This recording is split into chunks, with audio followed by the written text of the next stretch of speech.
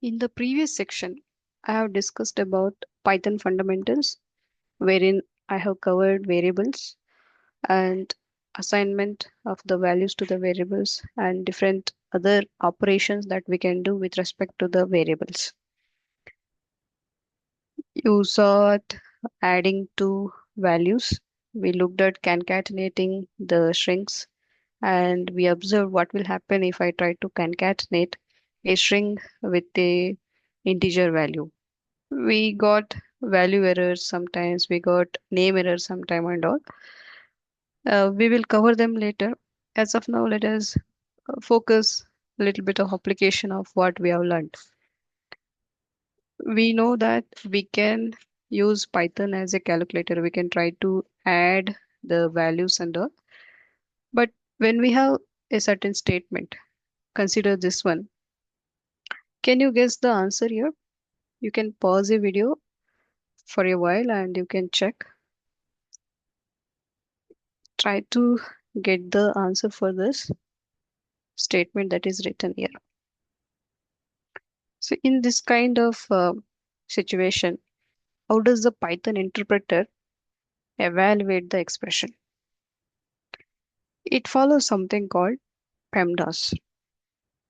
P stands for parenthesis, X, E stands for exponents, M stands for multiplication and division, and we have addition and subtraction. So this is a rule which we can easily remember, and you can say Python follows this rule to evaluate the complex expressions.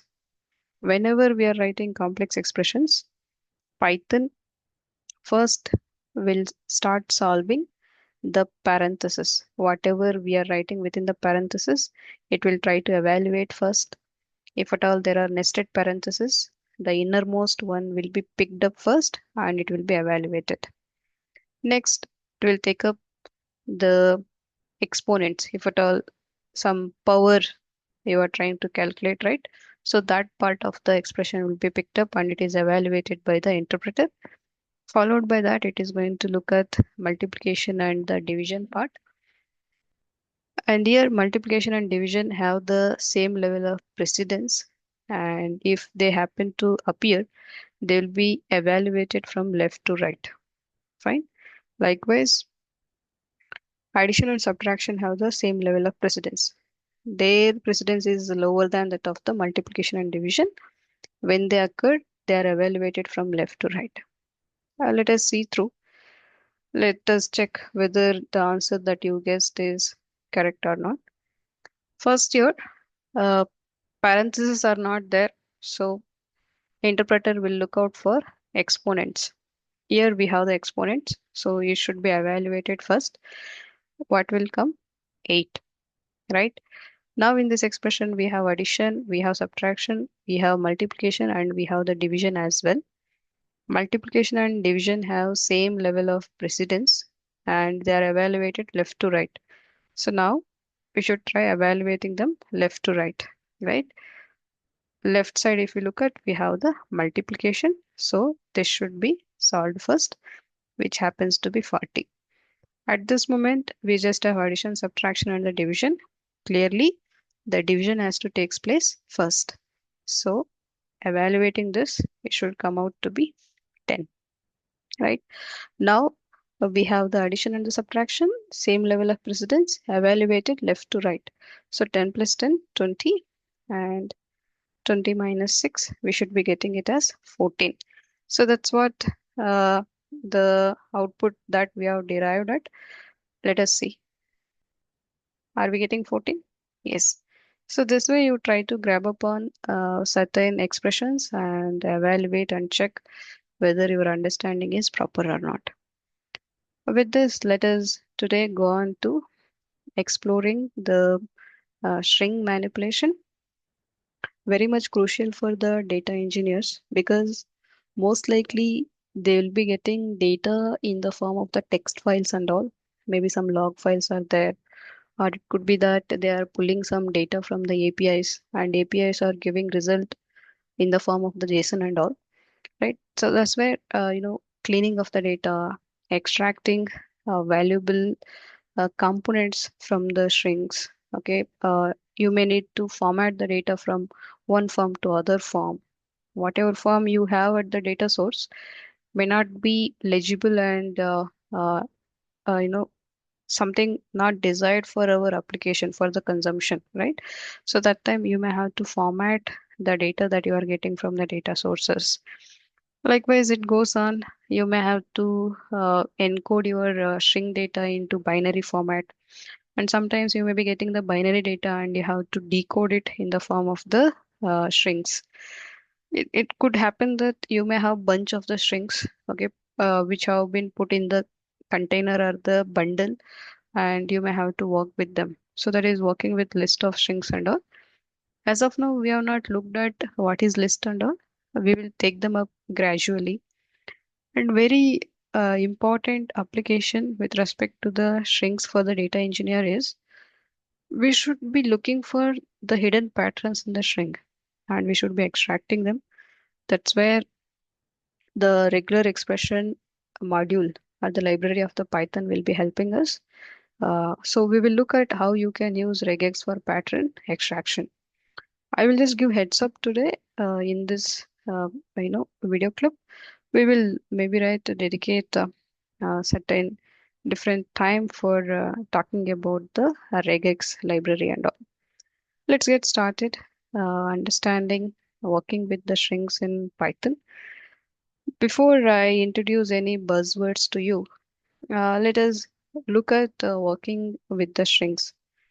For example, if I want to print the name, right? For example, I want to print the name Ram.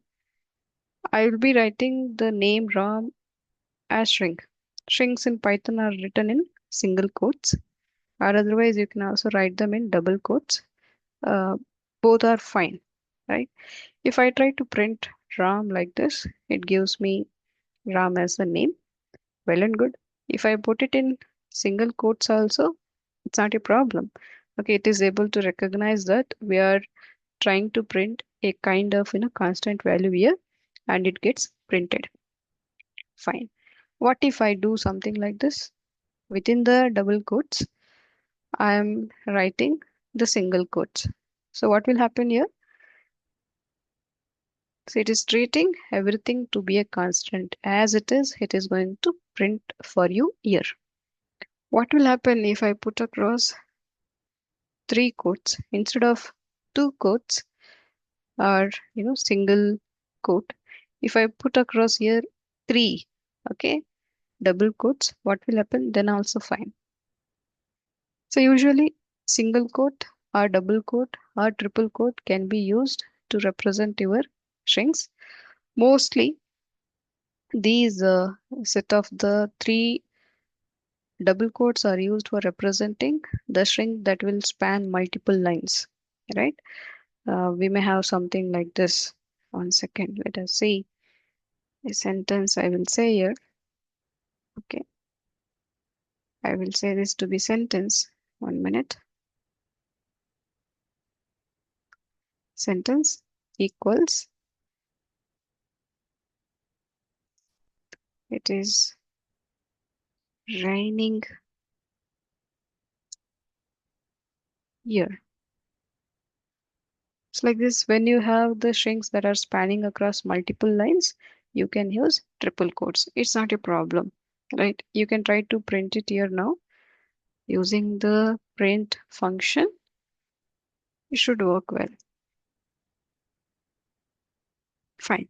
All right. So when you want to represent multi-line strings, you should be using these triple quotes, pair of three triple quotes, we can say. Okay, cool. What next? Let us check through. If I happen to pass multiple strings to the print function, how it is going to behave? Is there a problem here? No. Print function can take as many number of arguments as we want. Fine. On top of it, you can also mention how these different elements that you are trying to print should be separated. See here we have something called sep, right? You can mention how they should be separated. I say let them be separated by comma. At that time, you could see they will be separated by the comma. Not only that, you can also specify how you want your print to end. After printing all of them, what should be the last character? Even that you can mention end equals to, and let me say, put there a star. Okay, star comes over there at the end. So like this, your print can take any number of arguments, and whatever literal values you are passing, it is capable to print it. What will happen if I say a equals to 10, and if I try to print it? Yesterday we have seen it. It recognizes, right? You would have already assigned value 10 to the variable a. So by this time, right, if you have executed it, Python interpreter knows what is the okay meaning of the label or the variable a. That's why when you ask Python interpreter to print a, what it will do? In place of a, it is going to bring in the actual value, which is 10, right? It gives us 10 as the value over here. But what if, let us say, I wanted this to be meaningful. I wanted to say here value of a is fine, and I wanted to print the value of a after this. Okay, this is kind of, constant string sentence that we are trying to write. After that, we would like to print the value of a. Can I do like this? This is well and good. This is well and good, but then it's not that much legible, right? This is kind of legacy way of doing. And what we should in fact do is there should be way to put this inside this sentence itself. If I put it like this a is treated as the part of the string, and it doesn't fetch us the value because a is there here also. It is being treated as part of the string and actual value is not brought down here. I still want to write this, kind of the statement like this only, but I want the value of a to be fetched over here into this statement. So for that to happen, what you can do, you have to put this a inside curly braces. Is this fine? So it's like we are telling this is a specialized kind of value that we have here. You should be trying to bring in its actual meaning before printing it. Will this work? It's not working. Still again, it is treating this to be part of the string. So how do I fix this? Right? Let us put across here F, right? Before all of this string statement that we have written, let us put F there and let us evaluate. This time what's happening? Actual value of A is being evaluated. This is an expression, right? So now within the string statement, you are able to embed actual value of the expression, fine, and value of a is being inferred to be 10 and it is printed. So these are nothing but formatted strings, right? Formatted strings in Python allow you to embed variables and expressions directly inside the string literals. That way our code is much neater, okay, easily readable and easy to maintain as well. When it comes to formatting the strings, there were few older methods wherein, after in the string literal, they used to mention percentile s, and at the end of it, they used to say something like this percentile val and all. So in place of percentile s, the actual value would have been substituted, right? But this is legacy. We no more use this kind of formatting. Then there is the other way. You can use the string class str.format, and for example, you have a string and dot format you can say, and actual value you can pass over here, right? For example, let us say age variable is there, and if you want to print the actual value of age against this age colon, you will simply put across here empty empty braces, and then here in the dot format, you are passing the variable age as the argument. So this kind of thing you can do. But the recommended practice is to follow the F strings, the formatted strings, wherein as part of the string itself, along with the expression holder, the braces, you will pass the variable name as well, right? So these are the formatted strings. They are very handy when you want to augment something with the expression value. Fine. For example, let us say there is a price being declared as the float value, and you would like to print it, but while printing, you would like to restrict the price to have only two decimal places. Then you can do it concisely like this. Fine. The meaning of this is price is a floating point value, and you don't want to print all of the decimal points that are occurring after the okay uh, dot, right? You would like to just restrict to the two decimal places. You can say so by saying price colon point 2f, right? So that way it is very concise. So these are one kind of the strings. Likewise, you will be coming across something called raw string in Python. Let us also try to understand its meaning. I have here a string. Most likely looking at it, you are able to guess that it is pointing to path of a directory, right? If I try to print this now, right, path I have assigned to some, you know, meaningful, let us say, file or the folder location. And if I try to print it, what's happening here? You can observe. So this is slash n, backslash n, and this is backslash t. So these are nothing but escape characters. Fine, and they have special meaning for the interpreter. Wherever it is seeing slash n, it is treating it to be new line character. That's where you could see it printed C colon for us, and it went to the new line, and it is trying to print the next, okay, the remaining part. Slash n is treated as new line, and next it encountered slash t, which is treating it to be what? Tab. Fine. And rest of the sentence, whatever is there, it is printing it. So this way, when you happen to bring in the special escape characters into the sentence, right? So they have special meaning for the interpreter, and it may not serve the purpose you opted for, right? For example, I wanted to treat this path as it is, right? Path of the directory.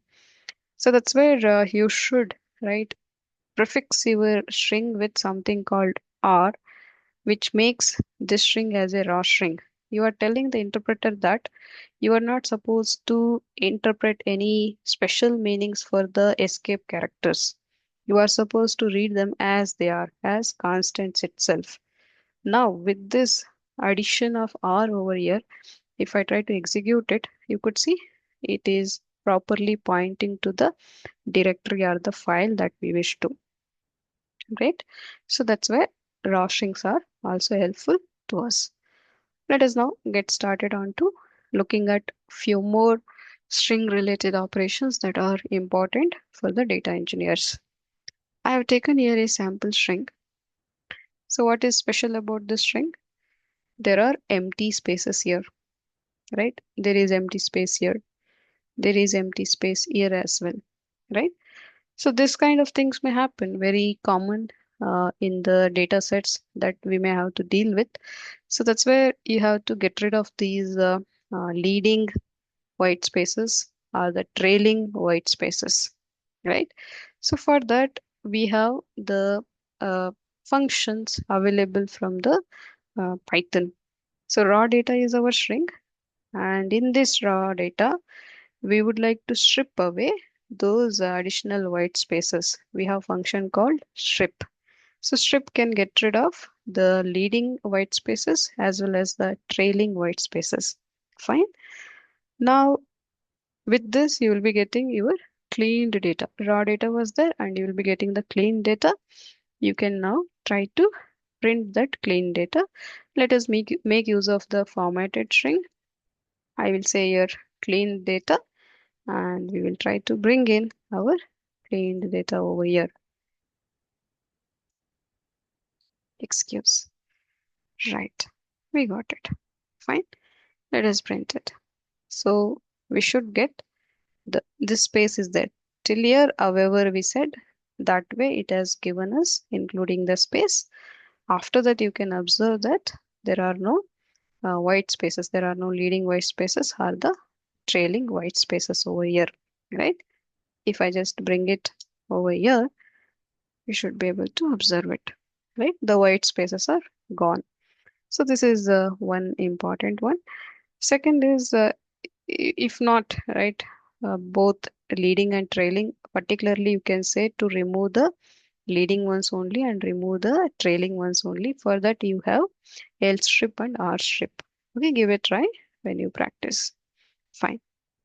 Let us now look into how can you extract individual fields or the elements from the string, right? So John seems to be first name of the person. This seems to be last name. This is the age of the person. This is his job, and it is the location wherein he is working. Fine. So how do you go about extracting that information from this string? For that, you have to split the string. So let us try to split the string and extract the different fields present in it. So I say fields, and I have my cleaned data, and here I would like to split it. So for that, I have the split function. So how does the splitting should happen? Based on the comma, right? That's how the fields are separated over here. So you have to tell that. So based on the comma, split this string. So that gives you the list of fields. Okay, let us check that. Let us try to print here the fields. Okay, this is fine. And let us say fields here. If I execute, you could see now our sentence has transformed to list of the elements. I have not covered list, but you can think of list to be a kind of bucket or the container wherein you can have group of elements or the fields like this. Fine. Okay. So now we got our individual elements. You can now go about extracting the different components of it. You know where is the first name now. First name is at the 0th index. Last name is at the first index. Age is at the second index, and so. So to extract the first name, now you can say fields of 0, right? Likewise, to extract the last name, you can say fields of 1. Age is fields of 2, correct? And job title is fields of 3. But what is problem with job titles? Job title, there is white space here, so you can try to strip it off. So what you have to call? We can call here strip. Fine. Next, let us extract the uh, location. Location is at the 4th, right? So this way, there is indexing available to us to extract the elements from the list. Fine. The indexing starts from 0. Well and good. Now with these extracted values, let us try to form information related to the uh, what we could say related to this person, right? So let us say this guy, okay, the person with this first name and the last name. Okay, we are trying to form one informative sentence here. Is of, okay, how old is he? Is of, okay, years old, okay, and works at so and so location. Like this, we can put across here. So formatted, first name, last name is of age, years old, and works at location. So for these, the value should be substituted. So this way you can form your formatted sentence. Let us try to execute this. You can see John Doe is of 28 years old and works at New York. This kind of sentence is being formed here. Well and good. Let us check now. Few more things. Let us say you would like to write the uh, okay, here I missed the job title. I had extracted, we would have put it across. Let us try to convert the job title to uppercase, right? Job title we have extracted here like this, job underscore title. Let me pick it up and let us try to capitalize it, right? So let us try to convert to uppercase. How can we do it in Python? Ah, I just copied whole thing. Let me just, okay, how can we convert something to uppercase? You just have to call here upper. Upper is the method available on the string for us. So upper we can say. Likewise, if you want to convert your location to lower, you can say lower. So all these we have extracted here. This job title, location and all, we have extracted here from the list, and those we are trying to convert to the uppercase, lowercase and all. Likewise, let us say we would like to uh, have the titular kind of the name. For example, right. So first name we have, okay, and we have the last name. On it, let us try to call the title function. What is this title case? You will get to say it. So title case basically right first letter of the word it will try to capitalize it. So that is the title case that we have there. It was there by default also, and you get to see it this way. Fine. So uppercase, lowercase, you get to see it. Software engineer in uppercase, and this location, everything is in the lowercase. Likewise, let us now look at replacing the strings. There can be some values which you would like to replace. For example, in our formatted, okay, we had formatted. Where is our formatted sentence? This is our formatted, right? In the formatted sentence, let us try to hide the name of the person, right? It is very sensitive and I would like to hide it for that matter. What we can say, formatted dot, I can say here replace what? Replace the first name with what? Okay, first replace is the function here.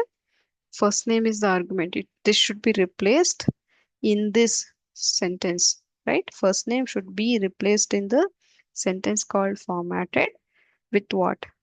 I can simply say here redacted. Okay, we don't want to reveal it. Again, you want to redact your last name also, let us say. So you can pass your last name, okay, and say for that you redact it. Fine. So that way you have the anonymized kind of the sentence now. If I execute it, it says redacted is of 28 years old. That way you are hiding something, right? Okay. Here we did simply redacted, but we do have some encoded forms for that. We will explore it later. Fine. So this is also kind of common operation we tend to do in data engineering, replacing something with some other thing. Now let us say we have list of elements. For example, our fields is there. Fields is the list of elements we have there. We would like to convert the list of elements into string format. Here fields, it is there like this. We would like to convert it into string, right? So how can you do? String to list is split. Converting string to list is split. Now we are doing the other way, right? List of strings are there. We would like to convert it into the string. So for that you can use join, okay, function. And how would you like to join those different elements of the list, right? I would like to join them by the pipeline character. So I put that pipeline as a string and then I call the join method of the string class, and then I say join the elements of so and so list. Fields is a list for me. I would like to join the elements in the list using the pipeline character. Fine. We are assigning this result to one variable. And now if I try to print the output of it, let us check. Okay, it should give us the string back. So it is giving us the string. See, the different elements of the list are now in a string format and they are joined by the pipeline character. Okay, pipeline is separating each of the element over there. Well and good. Some other thing also you are observing here. This is nothing but membership operator. You are checking whether something is available in a given string or not, right? Membership operator is nothing but the in operator. You are checking whether particular string is there or not, okay, in a given sentence. This is my entire sentence. Does job title contain engineer? So what you could say, engineer, you are looking for this particular word in the job title. What is our job title? Our job title value is software engineer. Is the engineer present in the software engineer? So engineer literal we are saying in is the membership operator. Then you give the targeted sentence. So basically you are looking at whether engineer sentence or the word is present in the job title. Is it present? Yes, because job title here is software engineer. So it is present. So it gives us true as a value. Fine. Great. Individual pieces you are learning here now. You will be putting across all of these into practice through the mini project at the end. Okay. Let us quickly recall uh, the different aspects of the Python. One more very common application with respect to the Python strings is we will be trying to find particular patterns in the given sentence. To identify the patterns in the given sentence, we can make use of regular expression library. Fine. Regular expressions are the kind of, we could say, right, they have their own syntax and they will help us finding the patterns in the string. Right. We will cover in length about that later. As of now, try to grab upon maybe right minimal idea. For example, here I have one sentence, right? The car parked near the cart. Now I would like to find here the instances of car, right? I would like to find all car words that are appearing in this sentence. But I'm not interested in cart. Wherever car, right? Car object, wherever it is appearing, I would like to find it. So for that, what I can say, I have to use the RE. RE is the library for working with the patterns, which stands for regular expression. It is a separate library, so we have to borrow it. We have to borrow its functionality into our plain vanilla Python working, right? So import RE, we will say, and this library brings us one method called find all. So we are, with the help of the regular expression library, we are trying to find all occurrences of the car in this text, right? So to write it, we'll be using the raw strings again. And here our interest is on particular word, the car word, nothing more than that, nothing less than that, right? So that's why you are saying I'm looking out for a word. So you are indicating here, you are starting the word or you are setting boundary for your word and that word is going to be something like car and its end boundary, right? And it has to end. So your word is starting here and your word is ending, right? You don't want anything to be there before it and after it, right? So that way the slash b stands for what we say the boundary anchor. It will ensure that okay, you are particularly looking for a word, right? Okay, cool. See now, this will ensure that you are just finding the car here and not car that is present inside the cart, right? If you miss across these slash b's, right? Slash b, if I miss across, if I simply say find all and if I put your car, so this is my first argument, and I say find this car in the text. That is the second argument here. If I execute it, in second,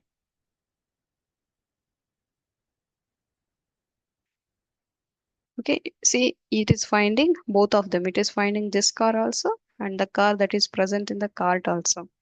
But that is not our intention. Our intention here is to find the car object only, right? Semantic meaning. So that's why we have to give here slash p and slash b like this. And now let us execute it. Fine. So this way we are recognizing only the car that is present there. Likewise, in our okay formatted string, let us try to find all the capitalized words, right? What is our formatted string? Somewhere we have extracted. Okay, this is our formatted string. From this formatted string, let us try to find all the capitalized letters. So this is our capitalized word. This is our one more capitalized word. Here we have the capitalized word, right? So these we would like to extract. So for that, how can you write the expression, the regular expression? See, whenever you are looking for a pattern, right? Starting with, let us say, the upper cases, right? You have to write regular expression pattern to be something like this. So you are exactly looking here for single uppercase letter. Single uppercase letter can be anything between A to Z.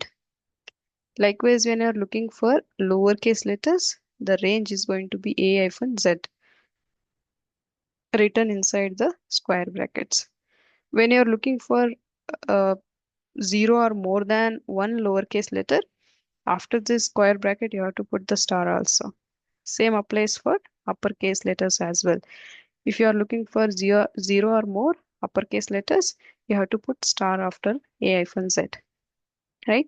So that we have to do. Let us try to build upon, and we are looking for exact words. So we should be using the boundary anchor. Let us try to do it. So re dot find all I should be saying. Okay, find what? Find this particular pattern. What is that pattern? I'm looking for the words, okay, which are starting with capital letter, followed by that any number of small letters can be there or small letter may not be there. Zero or more letters, right? Star always stands for zero or more characters. In particular, we are looking at zero or more small case letters. And now we want our word to end again, right? Our word boundary is set within these characters. Fine. Previous one, I'm just commenting. To comment any statement, you can press Control slash. Fine. Let us execute it now.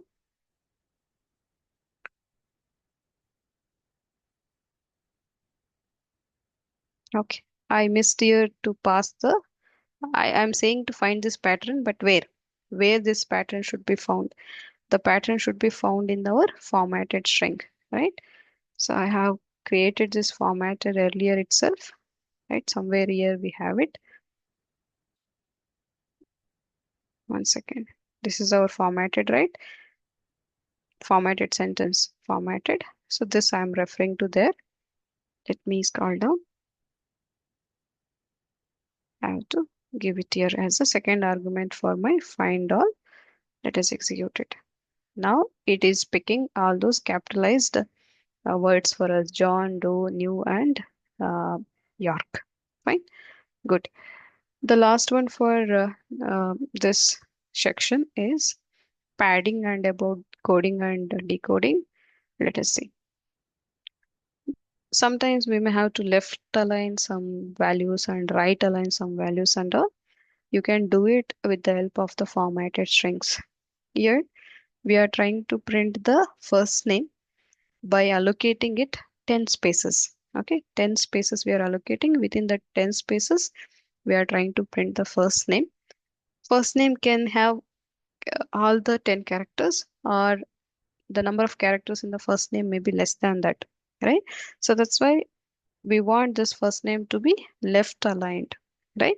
So here we are saying that we are allocating 10 spaces to print the first name and we want it to be left aligned.